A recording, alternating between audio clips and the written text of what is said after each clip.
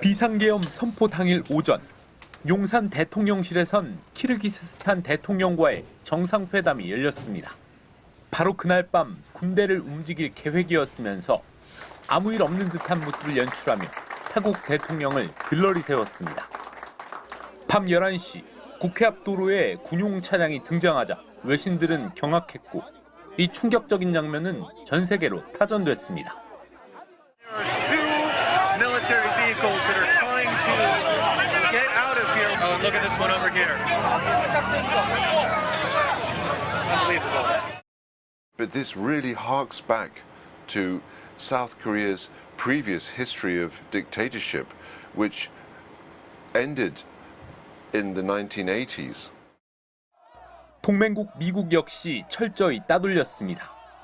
당시 주한 미국 대사는 내란 소식을 처음 접했을 때 사칭 전화가 아닌지 의심했다고 털어놨습니다. 아시아 민주주의의 한 축이자 핵심 우방인 한국에서의 갑작스런 계엄 소식을 도저히 믿을 수 없었던 겁니다. There was great disappointment to the point of how could this have happened? 오랜 정치 군사적 파트너에게 뒤통수를 맞은 미국 행정부는 즉각적인 우려를 쏟아냈습니다. 한미 핵협의그룹 회의와 도상연습이 무기한 연기됐고 미 국방장관 방한도 취소됐습니다. What I can say is that we are watching these developments with grave concern. 민주주의 가치를 공유한다던 가치 외교의 결말은 신뢰 상실이었고 비상계엄을 대통령의 어리석은 결단은 결국 몇 달간의 외교적 공백을 초래했습니다. 동맹의 신뢰와 민주주의라는 가치가 곧 국격의 뿌리라는 어쩌면 평범한 진리를 우리는 가장 가혹한 방식으로 다시 확인했습니다. 로스앤젤레스에서 MBC 뉴스 신재웅입니다. 지난 2021년 북아프리카 튀니지의 법학자 출신 카이스 사이에드 대통령은 군을 동원해 의회를 봉쇄했습니다. 이후 대법원격인 최고사법위원회를 해산하고 민간인, 언론인, 야권 지도자들을 무더기로 체포했습니다. 2024년 10월 대통령 선거에서는 90% 넘는 득표율로 재선에 성공했습니다. 사이에드 대통령이 자신이 장악한 선관위를 통해 유력 후보들의 출마를 모두 막은 겁니다. 2011년 아랍의 봄에 불씨를 지폈던 튀니지의 민주주의는 이렇게 10년 만에 독재로 회귀했습니다. 군을 동원해 사법부, 입법부를 장악하고 장기 집권을 한 전형적인 친위 쿠데타로 평가됩니다. 워싱턴 포스트 등 주요 외신이 인용하는 미국 카네기 멜런대 연구팀 조사에 따르면 1945년부터 2024년까지 전 세계에서 확인된 친위 쿠데타는 모두 46차례입니다. 민주적으로 집권했던 권력자들이 독재로 나아가려 한 시도들로 이 중 성공한 건 37개, 약 80%의 높은 성공 확률을 기록했습니다. 트럼프 대통령의 2021년 대선 불복과 2024년 윤석열 전 대통령의 12.3 내란은 몇 안 되는 실패 사례로 기록됐습니다. 반면에 집권 세력을 무너뜨리는 과거의 전통적 군사 쿠데타는 같은 기간 569개가 일어나 278개, 즉 절반 정도가 성공했습니다. 그러니까 친위 쿠데타가 군사 쿠데타보다 성공률이 훨씬 높은 겁니다. 대통령이 정부와 군을 장악한 이상 민주 세력이 이에 저항하기는 쉽지 않습니다. 한덕수 전 국무총리에게 징역 23년을 선고한 법원도 이 지점을 거듭 지적했습니다. 12.3 내란은 이러한 위로부터의 내란에 해당되는 점에서 그 위험성의 정도가 아래로부터의 내란과 비교할 수 없습니다. 무엇보다도 국민이 선출한 권력자가 헌법과 법률을 경시하고 민주주의와 법치주의에 대한 신전 자체를 뿌리채 흔들기 때문입니다. 박정희, 전두환으로 이어진 군사 쿠데타는 우리 현대사의 비극이었습니다. 12.3 내란은 민주적으로 선출된 대통령이 국민의 신임을 배신하고 친위 쿠데타를 시도한 거란 점에서 그 중대성이 더욱 무거울 수밖에 없습니다. 알고 보니 손구민입니다. 오는 19일 예정된 윤석열 전 대통령 1심 선고 결과를 어떻게 예상하는지 물었습니다. 내란 혐의가 일부 인정돼 무기징역형을 받을 것 같다는 의견이 43%로 가장 높았고 내란 혐의가 대부분 인정돼 사형을 받을 것 같다는 응답은 32%로 그 뒤를 이었습니다. 무죄를 받을 것 같다는 응답은 18%에 그쳤습니다. 대구 경북에서도 사형 21%, 무기징역 43%로 유죄를 60% 이상 예상했습니다. 내란 중요 임무 종사 혐의로 징역 23년형이 선고된 한덕수 전 총리 판결에 대해서도 물었습니다. 적절하다는 의견이 59%, 적절하지 않다는 36%로 답했습니다. 적절하다는 응답은 중도 성향에서 63%로 나타났고 대구, 경북 지역에서도 45% 수준을 보였습니다. 반면 적절하지 않다는 60대 46%, 70대 53%로 높게 나왔습니다.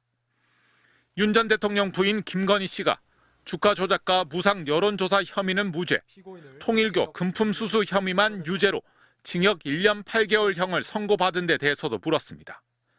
적절하지 않다가 71%, 적절하다는 응답은 23%였습니다. 적절하지 않다는 응답은 보수 성향 응답자에서도 50%를 기록했고 국민의힘 지지층에서도 41%나 나왔습니다. 국민의힘이 강성 지지층인 윤어게인 세력과 함께하는 것에 대해선 공감하지 않는다가 62%, 공감한다가 32%로 집계됐습니다. 국민의힘 지지층에선 공감한다가 71%, 공감하지 않는다가 25%로 나타났는데 대구 경북에선 응답자의 54%가 공감하지 않는다고 답했습니다. MBC 뉴스 김민찬입니다. 한덕수 전 국무총리에 대한 선고를 시작한 지 약 15분이 지났을 무렵 형법 87조에서 정한 내란 행위에 해당합니다. 이하에서는 12.3 내란이라고 말하겠습니다. 재판부가 12.3 비상계엄을 내란으로 규정했습니다. 내란죄에 대한 사법부의 첫 판단이 나오는 순간이었습니다. 지난 2024년 12월 3일 한밤중에 난데없는 비상계엄 선포.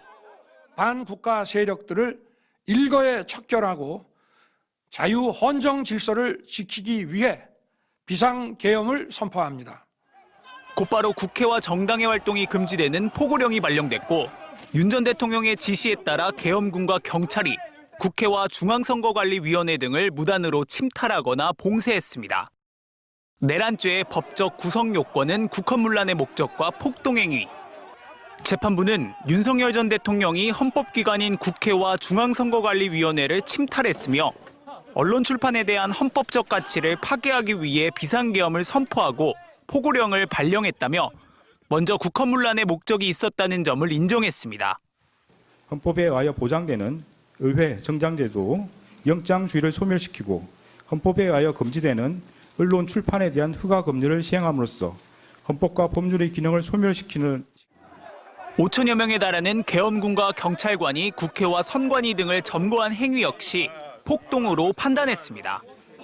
다수의 군병력과 경찰 공무원을 동원하여 국회, 중앙선관위 등을 점거, 출입 통제하는 등 다수인을 결합하여 육력을 행사하고 해악을 고지함으로써 한 지역의 평화를 해할 정도의 위력이 있는 폭동을 일으켰다고 인정됩니다. 오늘 재판의 피고인은 한덕수 전 국무총리였지만 사실상 총리보다 위에서 국정을 책임지던 윤석열 전 대통령의 내란죄에 대한 판단이 담겨 있는 판결이기도 했습니다. MBC 뉴스 차현진입니다. 12.3 내란은 특히 위로부터의 내란이라고 재판부는 규정했습니다. 12.3 내란은 국민이 선출한 권력자인 윤석열 전 대통령과 그 추정 세력에 의한 것으로서 성격상 위로부터의 내란에 해당하는데 이러한 형태의 내란은 이른바 친위 쿠데타라고도 불립니다.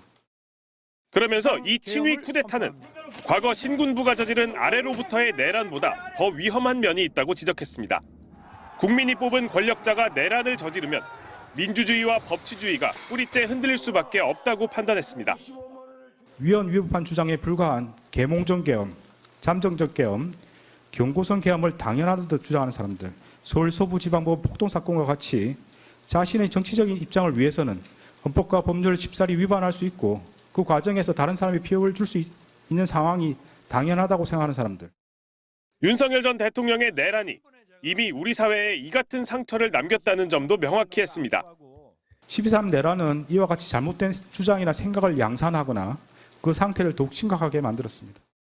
인명피해 없이 몇 시간 만에 내란이 끝난 건 국민의 용기 때문이라고 말하며 잠시 울컥한 듯한 모습을 보이기도 했던 재판장은 헌법을 수호할 의무가 있는 사람이 내란에 가담한 책임은 결코 가볍지 않다고 강조했습니다. 그러나 이는 무엇보다도 무장한 계엄군의 맨몸으로 맞서 국회를 지킨 국민의 용기에 한 것입니다.